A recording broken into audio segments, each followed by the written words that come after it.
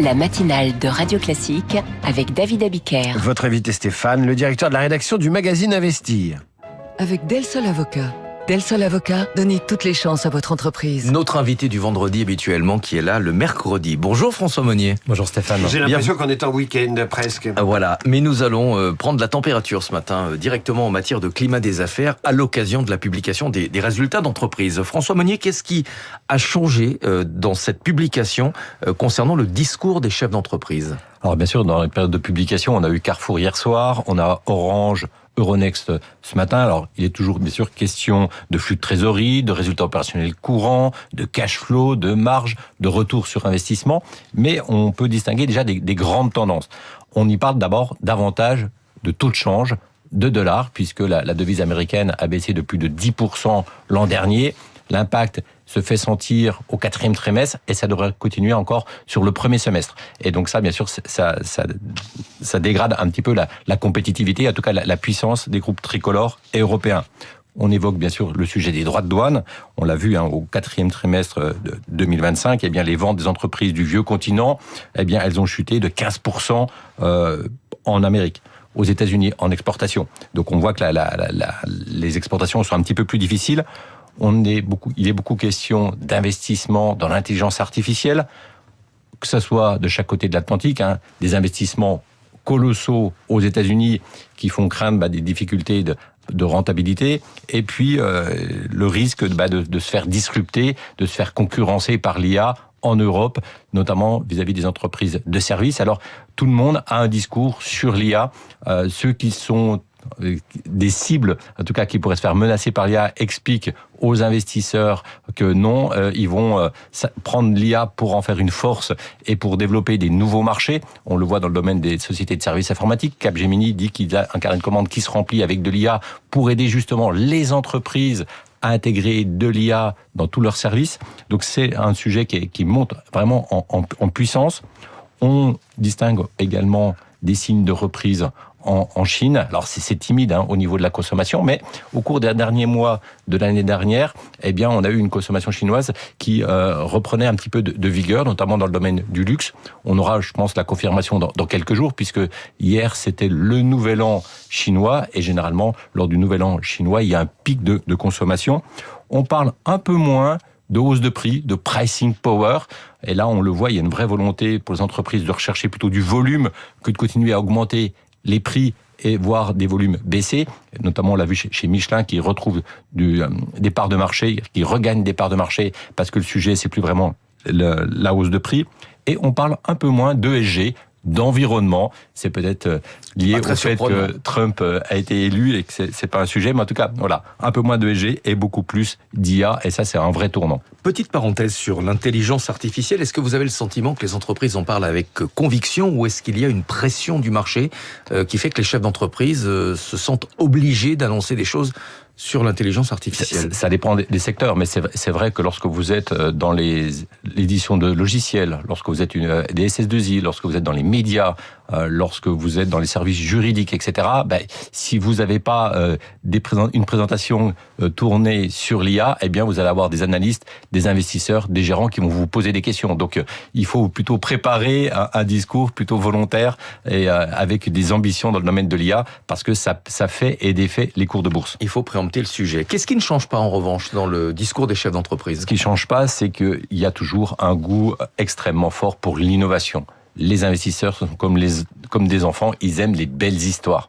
Et là, on a eu, par exemple, il y a quelques jours, une belle histoire avec Essilor-Luxottica qui expliquait qu'ils rencontraient un succès phénoménal pour la vente de lunettes connectées. Ils en ont vendu 7 millions l'an dernier avec une alliance, un partenariat avec Meta, et donc ils ont développé des lunettes connectées sur les marques Ray-Ban, Oakley. C'est à peu près 2 milliards de revenus, alors qu'avant, il y a quelques années, ils faisaient 0. Donc là, on voit qu'il y a une très très forte croissance, et cette croissance, eh bien, elle continue encore en ce début d'année. Et ça, bien sûr, ça permet à des entreprises comme Essilor-Luxottica d'afficher une croissance à 2 chiffres et d'être plébiscitées en bourse. Donc il y a toujours un sujet central, c'est l'innovation. Parlez-nous de vos produits, et ça, les investisseurs, ils aiment beaucoup ça. Et bien sûr, on a toujours des beaux succès en Europe et notamment en France, dans l'industrie de défense et d'aéronautique. On a eu encore Safran qui a démontré qu'ils relevaient leurs objectifs et qu'ils avaient une très très belle visibilité pour afficher une croissance à 2 chiffres au moins jusqu'en 2028 et qui vont livrer probablement cette année plus de 2000 moteurs à Boeing, Airbus, Comac et aux compagnies aériennes. Donc on a des champions en matière de croissance.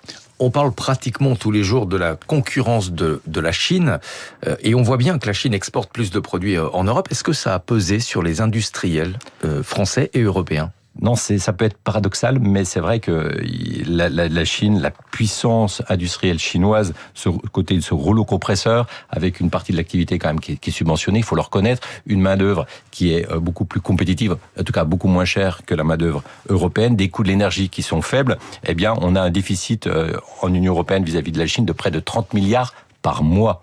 Mais ça se ressent pas au niveau des entreprises, notamment des entreprises tricolores. Quand on regarde les performances d'un Legrand qui est aujourd'hui en bourse à son plus haut historique, eh ben, il fait 60% de ses revenus hors d'Europe. Air Liquide, c'est 2/3 de ses revenus hors d'Europe.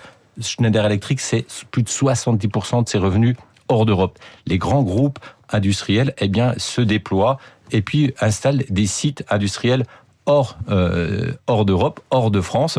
Et ça, c'est un phénomène qui pourrait encore s'accélérer parce que il faut voir qu'en France, eh bien, on a une instabilité fiscale et on surtaxe les entreprises et les grandes entreprises. Et donc, ce mouvement d'aller chercher et de se développer hors d'Europe, eh bien, ce mouvement devrait continuer, hélas, parce que les politiques n'ont pas compris qu'on avait besoin de grands fleurons puissants dans l'Hexagone. Et donc, finalement, les chefs d'entreprise, ils cherchent la croissance et de la croissance rentable là où elle se trouve. Comment est-ce que ces résultats sont accueillis par les marchés financiers ? On a vu des réactions boursières assez épidermiques à la hausse ou à la baisse. Oui, on a des réactions boursières extrêmement violentes à très court terme.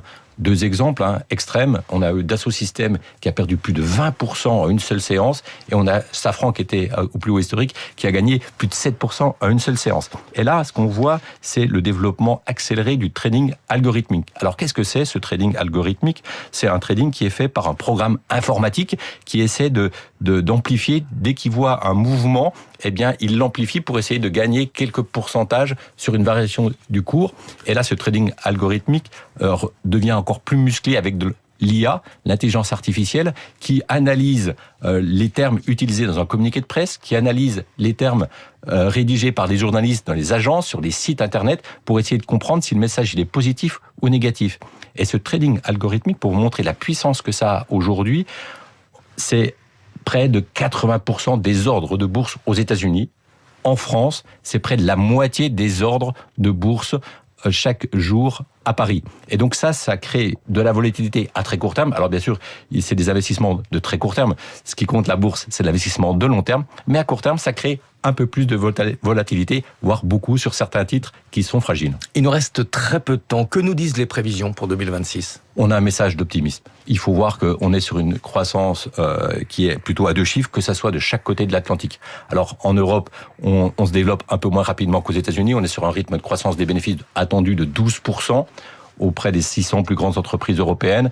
Et aux États-Unis, on est sur un rythme de croissance de 14%. Donc oui, il y a de la croissance, même si bien sûr il y a des risques. Et il faut évoluer et regarder qui va subir les foudres de l'IA et qui va en profiter. Merci François Monnier, directeur de la rédaction du magazine Investir. David. Merci à tous les deux. Stéphane, je vous dis à demain, dès 6h pour la matinale de l'économie. Dans un instant, Karine Dijoux, et si on parlait français. Et juste après, Marcelo Westfred évoque le parcours nationaliste de Quentin de Ranc. Radio Classique, il est